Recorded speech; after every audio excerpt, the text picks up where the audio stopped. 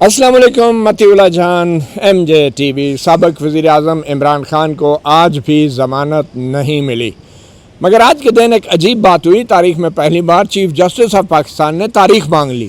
جی ہاں، chief justice of Pakistan کا یہ کہنا تھا کہ جو سپریم کورٹ میں ریکارڈ پیش کیا گیا ہے ان کو موقع نہیں ملا، جو چند دن پہلے ریکارڈ جمع کرایا گیا ہے، اضافی کچھ دستاویزات تھی ان کو پڑھنے کا، ان کا جائزہ لینے کا، اور کہا کہ بس کل تک کی مہلت دے دیں۔ اور بیرسٹر سلمان صفدر جو عمران خان کے وکیل ہیں، انہوں نے کل تک کی چیف جسٹس صاحب کو بظاہر مہلت تو نہیں، لیکن انہوں نے کہا بالکل جی مہلت تو آپ نے لے لی ہے، تو کل پہ ہی معاملہ چلا گیا ہے، تو آج بھی ضمانت نہیں ملی۔ بیرسٹر سلمان صفدر میرے ساتھ ہیں۔ صرف مختصراً بتا دوں کہ یہ وہ 8 کے قریب درخواستیں ہیں جو 9 مئی کے مقدمات میں عمران خان نے ضمانت کے لیے دائر کی ہیں، اور لاہور ہائی کورٹ نے 9 مئی کے ان مقدمات میں عمران خان کی ضمانت مسترد کر دی تھی، اور کچھ ایسی آبزرویشن دی تھی کہ جن کے مطابق جو سرکار کے گواہ تھے، جو پولیس اہلکار تھے، خفیہ پولیس اہلکار، جنہوں نے مبینہ طور پہ عمران خان کو 9 مئی کے حوالے سے گرفتاری کی صورت میں ایسی ہدایات دیتے سنا تھا کہ اگر میں گرفتار ہوا تو فوجی تنصیبات پہ حملے کرنے ہیں، تو اس حوالے سے آج جو ضمانت کی درخواست لگی، یہ معاملہ اب کل تک چلا گیا ہے۔ بیرسٹر سلمان صفدر، سب سے پہلے تو یہ بتائیں کہ یہ معاملہ کل تک کیوں گیا، آپ کی کیا انڈرسٹینڈنگ ہے؟ اور آپ تو بھرپور تیاری کر کے آئے تھے، لیکن یہاں پہ تو وکیل چست نکلا۔ دیکھیں، بہت عزت کرتے ہیں ہم عدلیہ کی۔ سپریم کورٹ آف پاکستان سب سے ہماری سینئر کورٹ ہے۔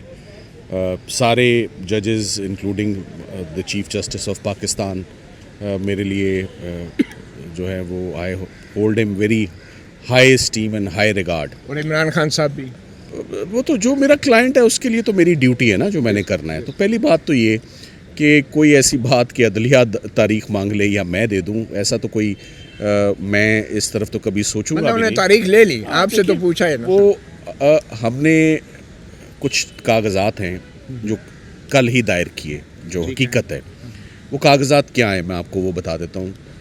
آلدو بیل اپلیکیشن تو فائل کیے ہوئے ہو گیا نا مہینہ، مگر حال ہی میں آپ کے علم میں آیا ہوگا کہ 9 مئی کی پروسیکیوشن صرف عمران خان صاحب نہیں فیس کر رہے، بہت سینئر پی ٹی آئی کی براس اور لیڈرشپ بھی فیس کر رہی ہے۔ تو 2 لوگ ایسے ہیں جن کو حال ہی میں عدالتوں سے ریلیف ملا۔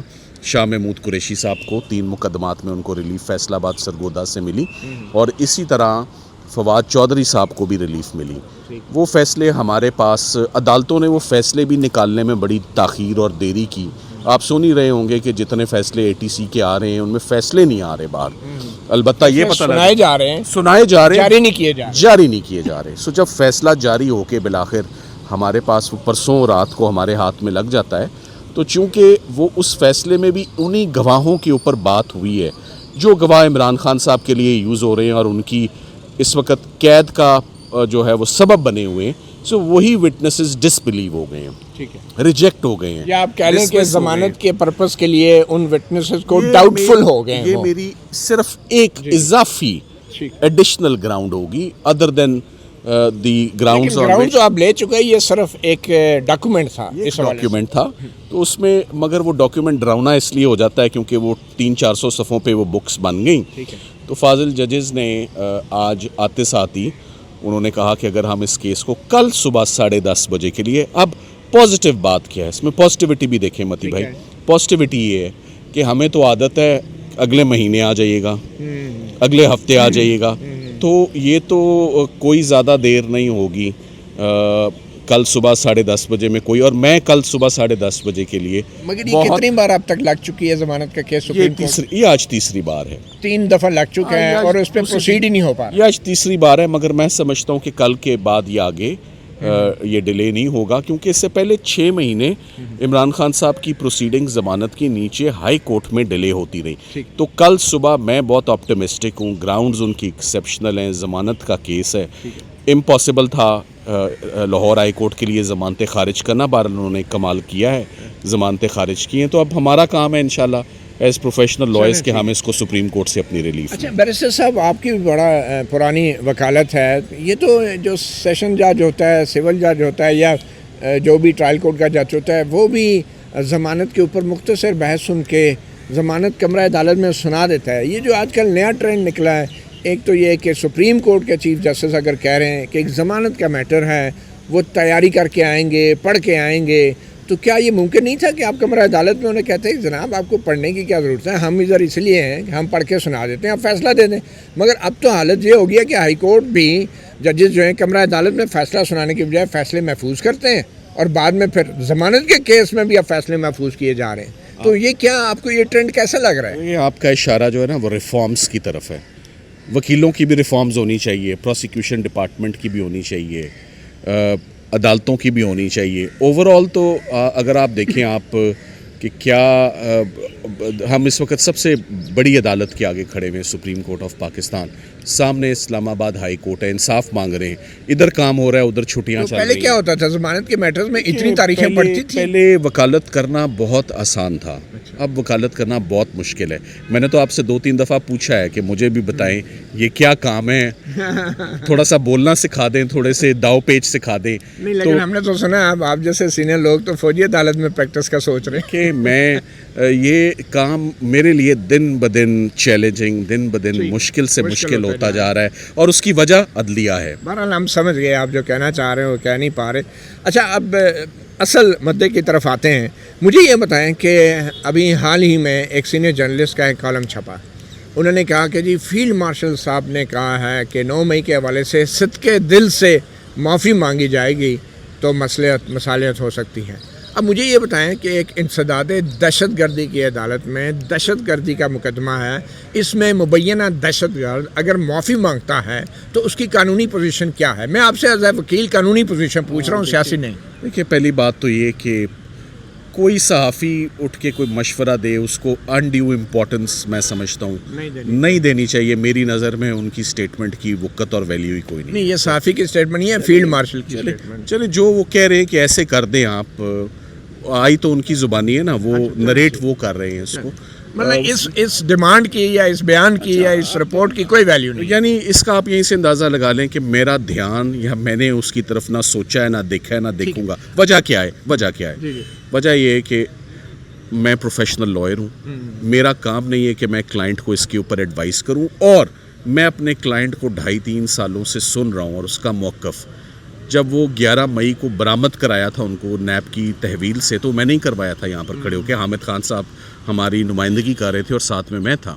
تو جس دن وہ یہاں پر پیش ہوئے تھے 11 مئی کو، انہوں نے سب سے پہلے آ کے 9 مئی کو کنڈیم کیا تھا، انہوں نے کرٹیسائز کیا تھا، انہوں نے ڈس ایسوسیٹ کیا تھا، انہوں نے امیجیٹلی ایک کنڈیمنیشن سٹیٹمنٹ دی تھی، اور ان کو کچھ پتہ نہیں تھا کہ کیا ہوا ہے ملک میں. آپ نے کہا کنڈیم کیا تھا، کرٹیسائز کیا تھا، ڈس ایسوسیٹ کیا تھا. اب اگر ایسی سچویشن میں ایک مبینہ دہشت گرد یا ملزم جو ہے وہ اگر معافی مانگ لے تو قانون کی نظر میں کیا وہ اعتراف جرم ہوتا ہے؟ جی بالکل، اس کو اعتراف جرمی ہم بولتے ہیں.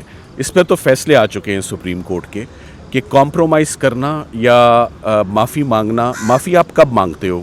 معافی تب مانگتے ہو نا I did it so please excuse me, I beg pardon. So وہ اس کو آپ اردو میں تشریح کر لیں، انگریزی میں تشریح کر لیں، یا قانون کی تشریح کر لیں.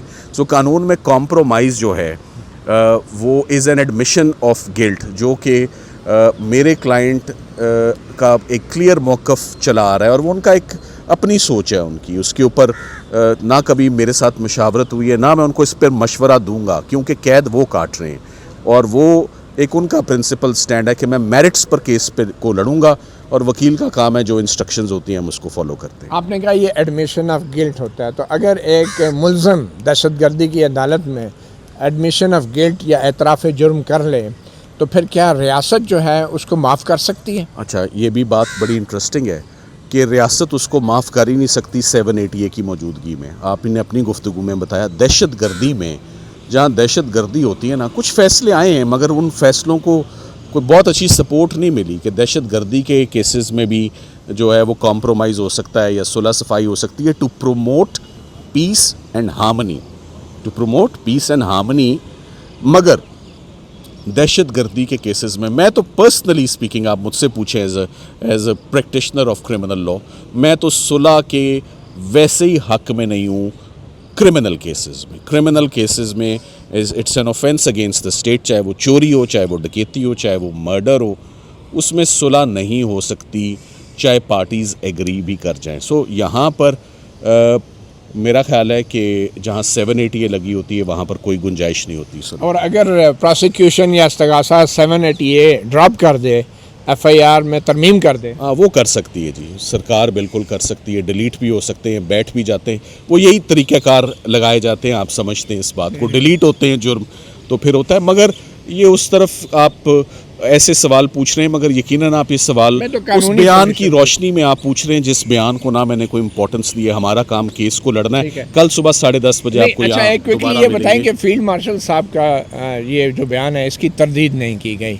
फ़ौज के तर्जमान की तरफ से, तो आपके ख्याल में ऐसा बयान देने से क्या अदालती कार्रवाई मुतासर होती है? नहीं देखिए, मेरा उस बयान से उससे कोई ताल्लुक़ नहीं है, ना मैंने वो पढ़ा है, ना मैंने सुना है, ना मैं सुनना चाहता हूँ।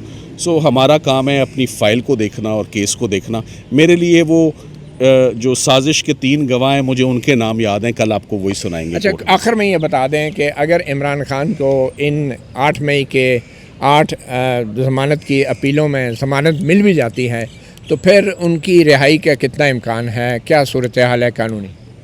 सिर्फ फिर वो 1 स्टेप डाउन होंगे। वो अल-कादिर में उनकी ज़मानत है जो छुट्टियों की वजह से नहीं लग रही, 15-20 दिन में वो छुट्टियां भी ख़त्म हो जाएंगी इंशाल्लाह। ठीक है, सिर्फ 1 स्टेप डाउन। 1 स्टेप डाउन, बाकी हर केस क्लियर है। अच्छा, आखिर में national judicial policy making committee है, ये 2002 में जनरल मुशर्रफ एक डिक्टेटर ने बनाई थी जब he was the chief executive, और उसमें चीफ जस्टिस क्लाइंट रह चुके हैं। जी जी जी, नहीं मैं नहीं आपको कह रहा, अब आप कह रहे हैं बट एनीवे नुमाइंदगी sir again as a professional, नहीं ठीक है, बिल्कुल सही है, मगर सर नेशनल और जुडिशल आप अक्सर कहते थे कि जनरल साहब बहाने बना रहे हैं, he had to die to prove you wrong. So everybody has to die one day to prove everybody wrong. Allah But मग़फ़िरत anyway, करे उनकी। सर मुझे ये बताएं कि national judicial policy making committee ने कल एक इजलास किया है और उसमें सुप्रीम कोर्ट में, हाई कोर्ट्स में कुछ जो पेंडिंग मैटर्स हैं उनके हवाले से उन्होंने कोई पॉलिसियाँ बनाई हैं। तो क्या national judicial policy making committee जो है, जो उसको बाद में एक स्टैट्यूटरी फोरम भी बन गया, पहले ऑर्डिनेंस था, फिर वो मेरे ख्याल में अब लॉ का हिस्सा बन गया है, तो क्या वो पॉलिसियों के ज़रिए आइन और कानून में दिए गए हाई कोर्ट्स के या सुप्रीम कोर्ट के अख्तियारात में कमी या कुछ तब्दीली कर सकती है? ये मैंने कल सुना है, सोशल मीडिया पर भी देखा है, अखबार में भी आज सरसरी सी खबर देखी है।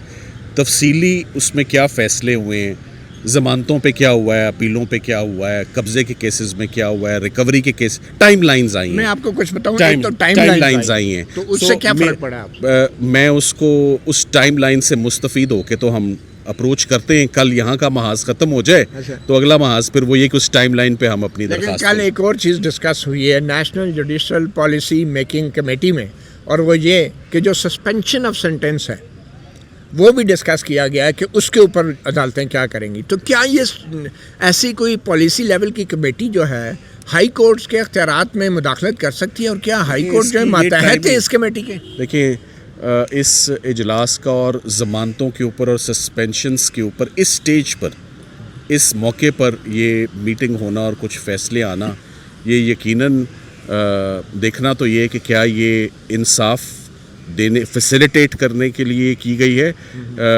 ये हम वो पढ़ेंगे ना इंशाल्लाह, मेरे सामने आएगा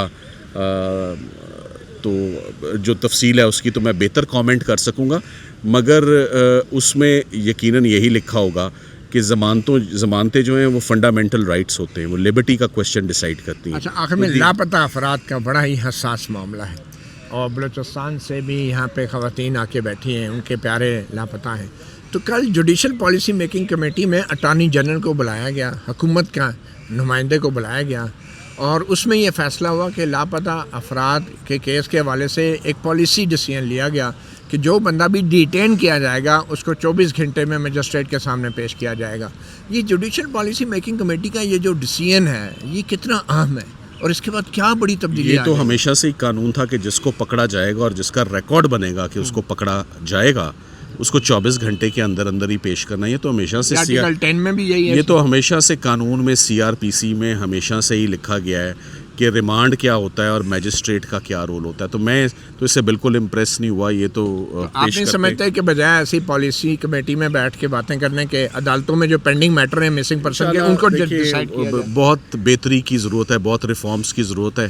آپ ایک پازیٹیو کردار ادا کر رہے ہیں, ہم اپنی ڈیوٹی کر رہے ہیں. انشاءاللہ امید کرتے ہیں کہ بہتری کی طرف جائیں گے. بہت شکریہ. بیرسٹر سلمان صفدر کو آپ نے سنا. آج سابق وزیر اعظم عمران خان کی 9 مئی کے واقعات میں ضمانت کی اپیلیں چیف جسٹس یحییٰ آفریدی, جسٹس شفیع صدیقی, جسٹس میاں گل حسن اورنگزیب پر مشتمل 3 رکنی بینچ کے سامنے لگی. اور آج سماعت کے آغاز میں ہی چیف جسٹس یحییٰ آفریدی نے کہا کہ کچھ ریکارڈ جو ایک دن پہلے شاید دائر ہوا ہے اس کو وہ پڑھ نہیں سکے, تو اس کو پڑھنے کے لیے انہوں نے کہا کہ مجھے 1 دن چاہیے اور معاملہ اب کل صبح 10:30 بجے تک ملتوی کر دیا گیا ہے. مطیع اللہ جان, MJ TV سے اتنا ہی. اجازت دیجیے. اللہ حافظ.